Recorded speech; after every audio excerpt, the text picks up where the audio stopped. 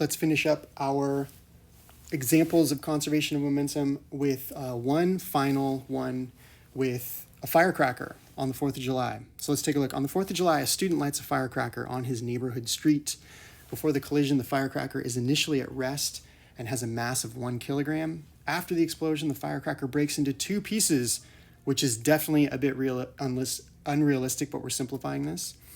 One piece with a mass of 0.32 kilograms shoots to the right at 48.7 meters per second. So what is the velocity of the other piece? And we are, as usual, going to draw a picture of the situation, okay? So dividing it up into before and after. So this is before the explosion. This is after the explosion. Okay, before the explosion, we've got this firecracker with a mass of 1 kilogram and an initial velocity of 0. It's at rest, okay? It, boom, explodes. And afterwards, we've got a piece of this firecracker that's moving to the left. We've got another piece of the firecracker that's moving to the right. This piece on the left has a mass of 0.68 kilograms. This piece on the right has a mass of 0.32 kilograms. We know the velocity of this piece, V2 final. It's 48.7 meters per second. And this is the one that we want to know, V1 final. Okay, how fast is that going? So this is our unknown. Let's use the law of conservation of momentum to determine the velocity of the second piece, okay? So this is an explosion. This is an explosion, right? So we're going to use the equation for an explosion. In an explosion, the combined mass of both objects, and you know what? I'm going to call this M1, 2, because that's the mass of pieces 1 and 2 together in one object, right? You know what? Let me rephrase that. Whoops. I'm going to call this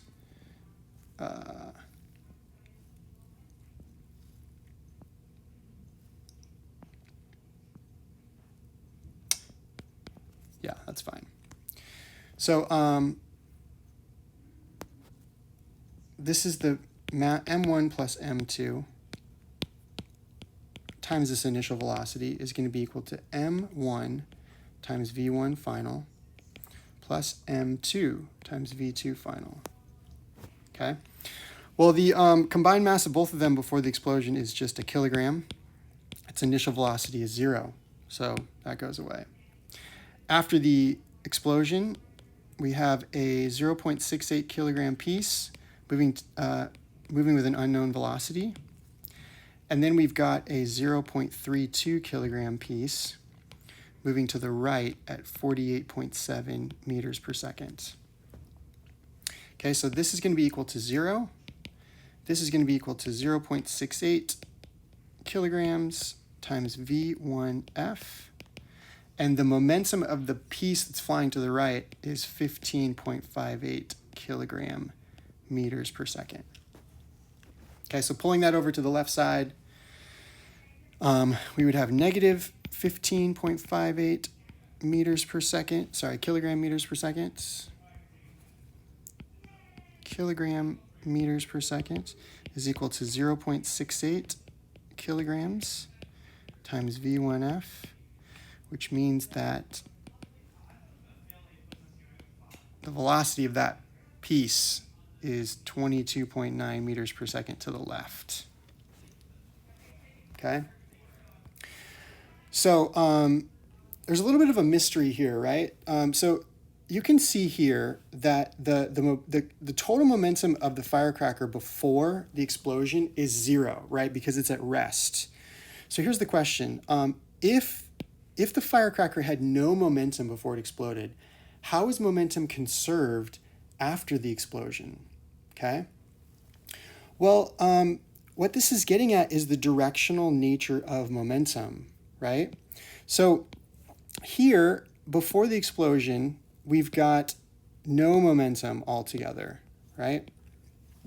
But then after the explosion, what we create is actually momenta in two opposite directions. So after the explosion, this piece has negative momentum. This piece on the right has positive momentum. And so the total of the two of those still ends up adding to 0, okay? So the piece on the left that moves to the left has negative momentum.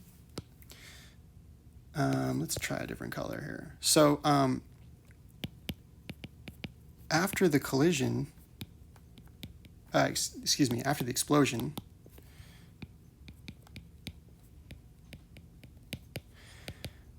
the two pieces have momenta in opposite directions.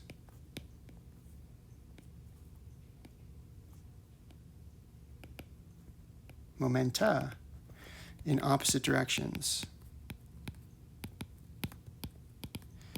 This is getting at the idea that momentum is a vector quantity, right? Momentum has direction. Okay, the piece on the left has negative momentum.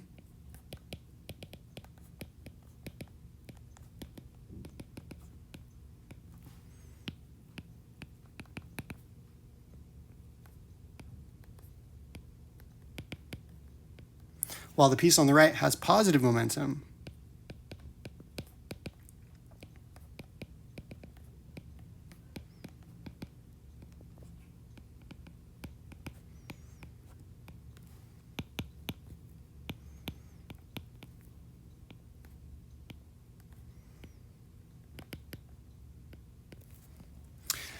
But the total momentum of both pieces after the collision is still 0 because their momenta add up to 0.